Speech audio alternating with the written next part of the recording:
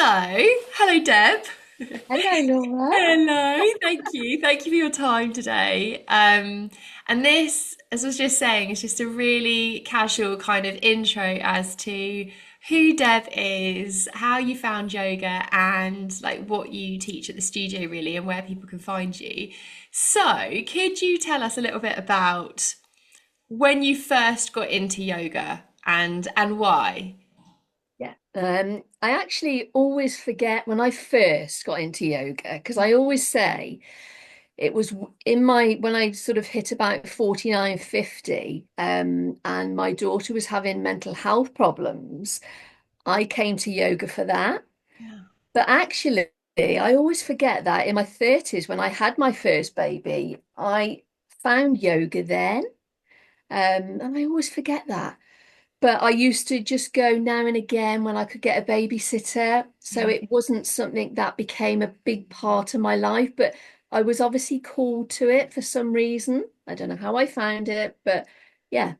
Um, but it was mainly then with Mara. So I sort of hit around 50. She was having lots of problems, mental health problems. Couldn't get anything really from the doctors and things. And a levels, stressful, all that malarkey. And I thought, right, okay, let's go and try some yoga. And she was open to it at that point. And it was just before COVID. Mm. I think we joined about the November, then COVID closed the studio in March. But luckily took it online, but she couldn't focus doing it online. Whereas I then really got into it. It was like a lifeline for me during COVID. It was every day.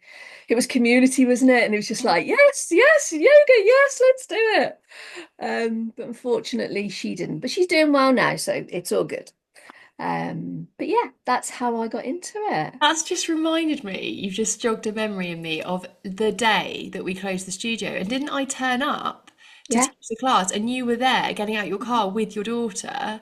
yeah, And I was like, guys, I'm so sorry, but I've just like received the message to say that we can't teach this class. It was literally there and then.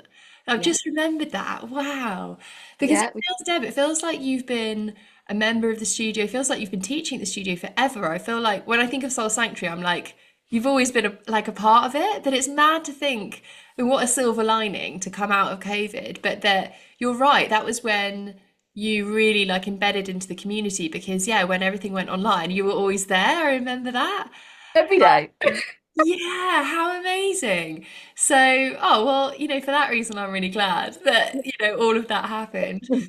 And how did it help then? How did yoga help during that difficult time? What was its benefit? For me, actually, COVID was actually quite a nice time. I enjoyed the pulling back. Mm. I enjoyed the not having to go out and do everything. I was so busy and didn't really know which direction I was heading in. So that pulling back and just having that little bit of structure. I mean, my job was gardening at that point, so I was able to still go out and do a little bit of work because I didn't have to be by people. Um, but it just really helped the structure of the day. I just found that I was becoming less reactive. I just found that I could just sit with myself. I could just, I didn't have to be around anybody else. I was happy with myself, which was a really new thing for me. Because I always had to be around people, always had to be around people. So it was a new thing to pull away and just be happy with me. It's like, okay, who is this person? And then I think I started on that journey then of, oh yeah, that's who I am. Oh, okay, well, let's just learn a little bit more about me then. And I think I just found myself, I think, again. Yeah. Oh, I love it how you say that so casually. Yeah, I just found myself what we're all looking for. And so was that what started making you think about teacher training? When was the moment that you thought, I'm gonna step into that? Well, I think it was almost sort of from the beginning, really, of starting the yoga, November, December, January, going into COVID, that helping me. And I just thought, I don't know, there's something in this. It's just really helping me. I don't really know, why, what it is, but and I wonder if I could take this out to other people. I wonder if oh no, I'm too old. I'm too old. And I remember asking you that. Am I too old to do this? And you're like, no. Yeah. Why? Why would you be too old? I was like, well, I don't know. Um, yeah. And I think it was just the old thing that got in the way at first. And I think the money as well, because I've always been a little bit self-conscious of money and stuff and where I'm putting it. And I was putting it into myself, which was another new thing. Mm. It normally goes towards a family. Um, and then my hubby just said to me, for goodness sake, Deb, just do it. You sound as if you really want to do it. Just do it. And I was like, can I? Okay, okay. Thought about it for a little while, like I do with everything. And then, yeah, signed up. It's like, okay, I'm doing it. Oh, it was such a joy to watch you and to have you on that training because it felt like you felt pretty peaceful throughout your training. I remember that. I remember you like would share like some of your wisdom and just kind of like this is how I feel and I hope that everyone gets to this place because I just feel so peaceful within me and that's not everybody's journey on a teacher training like Greg shared a little bit about how like his was pretty up and down, and everybody has their different challenges, whether it's standing up and teaching, whether it's actually doing less and being with yourself or but yeah, it felt like you kind of like found your home almost in that place. Absolutely. Absolutely. That's exactly how it felt. Exactly how it, and that's exactly how it feels now. Is it 3 or 4 years on? Yeah. What was it, 2021? So yeah, that's how it feels now when I'm there teaching. I can walk in sometimes and I'm like a little bit tired or whatever, and I walk in and I'm like, oh, second home, isn't it? So it's fine. It doesn't matter how I show up, and I always feel better at the end of it. So yeah, but yeah, no, I did feel really good throughout the training, but I had started my process of finding myself from about 48 because everything went wrong in my 40s. So I ran like 48, I had been working on myself from that point. So when I came to yoga and when I did my teacher training, that was sort of 3 years on. So I had found myself a little bit by then. Yeah. So yeah, I think that's probably why I felt calm. Yeah. So interesting. I mean, one of the most common questions I get asked on teacher training is, am I too old? And that's why whenever anyone asks me, I've kind of try and hold my smile of like, you just can't understand how that could be further from the truth. Like, and if not, my question when I was doing my teacher training was, am I too young? I felt like no one would listen to me because I had no life experience. And then there's people who are right bang in the middle who have just got maybe kids and jobs and whatever and whatever. And they're like, I've just got too much going on. Like, there's never a good time. And I think it's just trusting that, following the breadcrumbs. And if that pull is there, trusting that that's meant to be there and meant to be listened to. So, what do you think was your biggest learning from teacher training then? I think my biggest learning was to look after myself first. Mm.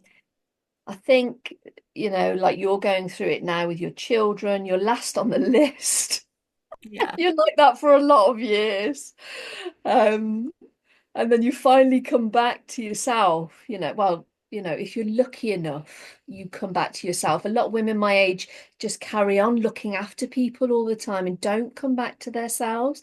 But I think that was the biggest thing for me was just looking after myself, giving back to myself, giving time back, looking after my body, looking after my mind, making sure I was calm, making sure I was happy with where I am and who I am.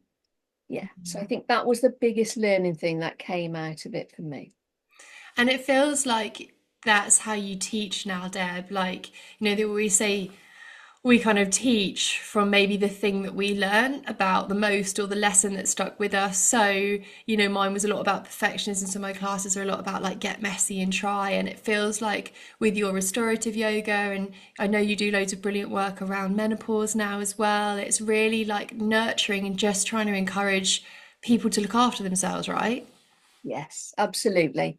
A lot of people I do teach are older now. Um, and they do struggle. They struggle with their bodies. They haven't looked after themselves, some of them, because they've been looking after everybody else, just haven't had that time. So yeah, when they come, I want them to feel relaxed. I want them to feel calm at the end of it. If they want to push themselves a little bit, then that's fine too. So there's options there. But I like the yang to yin style. I like the yin, I like the restorative. I like all that type. Um, yeah, it's all about just looking after yourself, giving back to yourself, relaxing, taking that time, moving your body, getting all that energy out that you need to. But yeah, looking Oh, at even listening to you, I feel better. I need to come to one of your classes. Oh, yeah, it's been amazing because you did your 200-hour, didn't you? And then you also did our yin training as well. So you went on, and then I know you went and did another restorative training, didn't you? So you've like, yeah, you've gone from vinyasa and then you've like really made it your own, haven't you? But now you've got that lovely option where you can bring in some challenge if you want to. You know your flowing sequences, but you've also got all those other tools to make it so lovely and tailored to that kind of restorative energy if they need it. Yeah, and I did the menopause training, the yoga training as well, and that really stripped it back as well. Lots of women who are really stressed out and just need to relax,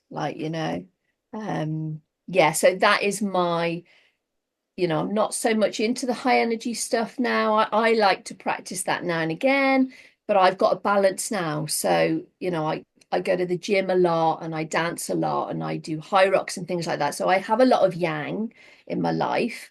So the calm stuff is the other side of it, the yin and the restorative, just the gentle flows.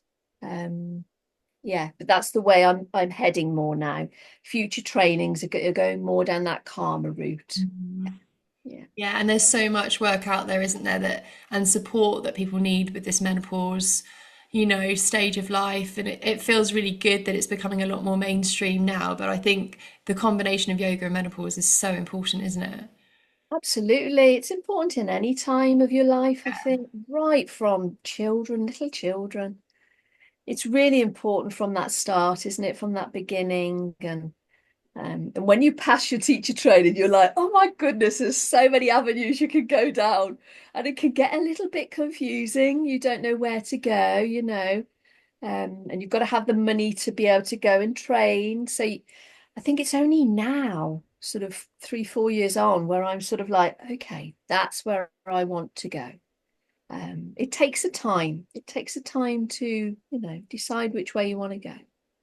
Yeah. Oh, thank you, Deb. So, if you had one bit of advice for someone, okay, let's do two of these. Either someone that's thinking about getting into yoga and maybe feels a bit nervous, what would you say to them? Oh, crikey. I think it would just be just go for it. I Yeah. think anything in life now, I would think a lot about things before. But since doing the teacher training, I'm better at making decisions and going for things because I know if I don't, I'll regret it. I was going to do a teacher training last year and I didn't do it because it was going to cost a little bit too much money with travel and everything else. And then when I didn't do it afterwards, I was like, why didn't you do it? Yeah. Just because it was an extra £500, stop thinking about the money so much. Mm. Um, but it's okay. I'm doing it again this year. I'm back. But I think you do still have those blips, you still question yourself. But I don't know, the teacher training just made me more positive about life and just go for it because life's so short. It's so short. On my calendar, I'm 54 now, 55 this year, and on my calendar, it's like, right, That's how many years I've got left to live, and that's what I need to do. I've got to do that and that and that and that. Because it's not long, Laura. It's not long in this lifetime to be here. You Yeah. know, it's just, got to go for it. So go for it. I love that. Brilliant advice. And was there a book, Deb? Was there a book or any book that you've read in your lifetime that you're like, that is an amazing book that I think people should read? Oh gosh, there's been so many, hasn't there? Oh, crikey. Uh, hmm, I can't actually put one book down, I think. It's I've read so many, Laura. Mm. Um, I think the one that I keep coming back to is the little black and what's the name of it now? It's the little Perfectly Imperfect. Yes, Yeah. that's the one I keep. It's on my shelf with all the other ones, but that's the one I pick out now and again. Mm. And the sort of the yes, be a yes. Yeah. And I read that over and over and over again, and I think, yeah, I think that's where you get the go for it from. So I think probably that book, Perfectly Imperfect, that just sums it up, doesn't it? It does. It does. It's a I magic think, book, actually. It's a magic book and it's black and it's got like the gold stars on it. yeah, yeah. And yeah, Tiny book, yeah. but so inspiring. It's yeah. Yeah, I know the one. Yeah. Oh, well, thank you, Deb. Thanks for your inspiration and all your positivity today. And where can people find you teaching? Because I know you teach at Soul Sanctuary, but you teach other places as well, don't you? Yeah, I teach all over the place, really. I'm sort of out at Broadway. I've got a class in Broadway. So people can really find me on www.mysouljourney.com, which has got all my classes on. And I do a little corporate in Worcester and things. And, it changes, Laura, the classes change, don't they? Yeah. Depends who needs it. Depends what fits in with you. I remember you always saying do the classes that fit in with you. So I always do. And then mainly daytime classes. There's only one evening class in Drake's Broughton. Um, yeah. So that's what fits in with me. Yeah. So Oh, well, amazing. Thank you. Thanks for sharing all your wisdom. And yeah, do get to Deb's classes because they're magic. You'll come away feeling completely recharged. I know that for sure. So yeah. All right, my lovely. Well, have an amazing rest of your day and we will speak really soon. yeah, thanks, Laura. Thank you. Bye.